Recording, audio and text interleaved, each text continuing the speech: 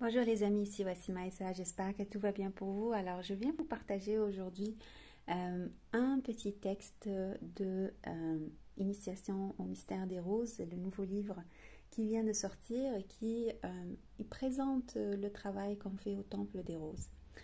Alors la partie que je voudrais vous partager aujourd'hui, c'est en lien avec la vibration, comprendre la vibration. Et je parle aussi de cet aspect dans Nest of Light, donc le jeu que j'avais sorti il y a quelques temps maintenant.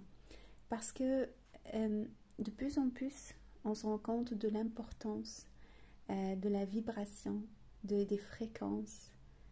Notre vie est régie par le Wi-Fi, que vous recevez la vidéo maintenant à travers YouTube ou peu importe quel format. C'est grâce à ces fréquences, c'est grâce à cette possibilité de traverser le temps et l'espace à travers des énergies qu'on ne voit pas, mais qu'on reçoit et qu'on voit leur effet. Donc même si elles voyagent, on voit l'impact sur notre corps et sur notre vie. Et donc pourquoi on ne voit pas le monde entier en vibration maintenant? Ça pourrait peut-être nous aider à comprendre certains aspects et à peut-être guérir aussi notre lien avec l'invisible. Comprendre la vibration. Pour entrer au temple des roses, vous devez comprendre ce qu'est la vibration car les roses vibrent. Tout est vibration. La vibration est une énergie qui inclut le tout et par conséquent, tout est énergie. La matière étant manifestée par une condensation des énergies.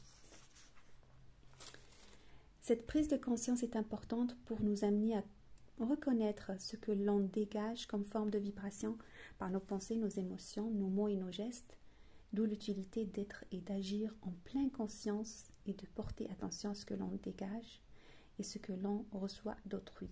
Si quelqu'un nous lance une pensée négative, nous allons pouvoir la ressentir par sa communication non verbale, en observant ses yeux, son visage ou en ressentant dans notre propre corps une forme de froideur dans le dos.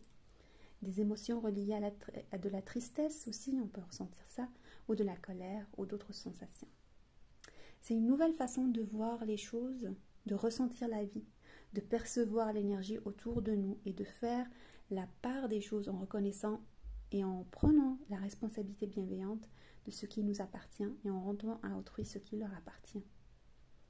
Ainsi, lorsque nous vivons des émotions négatives, sans reconnaître ces déclencheurs, posons-nous la question, ces émotions m'appartiennent-elles? Si la réponse est non, décidons de nous en départager en les laissant aller à la terre qui pourra les transformer. Il y a aussi cet aspect où on peut voir pourquoi est-ce que j'ai capté cette forme de vibration, cette forme d'émotion. Et comment est-ce que moi-même je peux la transmuter, rendre cette vibration positive de la polarité négative, on la transforme vers la polarité positive. Posons-nous ces questions. Comment je perçois les énergies avec mes émotions, des couleurs, une sensation physique? Si je déménage dans un endroit, comment est-ce que je me sentais avant d'entrer dans ce lieu? Est-ce que le changement est positif ou négatif? Quelles sont les attitudes ou les symptômes physiques que j'ai eus dernièrement en déménageant ici? Y a-t-il un endroit que j'évite dans la maison, dans le travail? Et on peut se poser ces questions-là aussi pour ce que nous faisons, pour les endroits qu'on visite, les personnes qu'on rencontre, les informations qu'on voit, les gens avec qui on collabore, etc. La section suivante, c'est pour élargir notre perception. La perception est la loupe avec laquelle nous voyons le monde. Elle va nous aider pour prendre le recul et d'observer notre propre place dans l'environnement que nous occupons et l'importance de notre propre conception des choses et en retour son influence sur nous.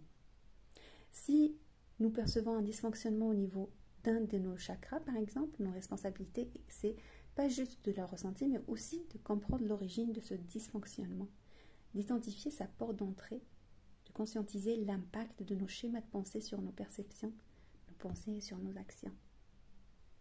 Et c'est vraiment intéressant parce que ça nous amène à réfléchir sur notre perception actuelle du monde. Est-ce que je vois le monde s'écrouler ou un autre monde renaître? Sur quoi mon regard est porté en ce moment? Nos attentes peuvent se manifester de la sorte en estimant que les autres personnes sont négatives et que le fait de vivre avec elles nous rend négatifs. C'est fort probable que c'est ce qui va arriver.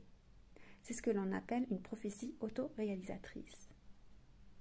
Et là, je partage sur nos différents pouvoirs de perception, visuelle, auditive, affective, tactile, gustative, la clairconnaissance, perception du temps, la perception de l'espace, la télépathie et autres.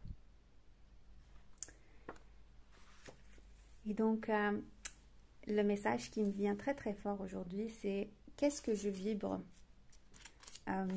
qu'est-ce que je vibre aujourd'hui et qu'est-ce que je voudrais vibrer aujourd'hui. C'est quoi mon choix de vibration aujourd'hui? Alors voilà, je vous souhaite une très très belle journée, puis je vous dis à très très bientôt pour une autre, peut-être partage, une autre lecture ou autre. À très bientôt.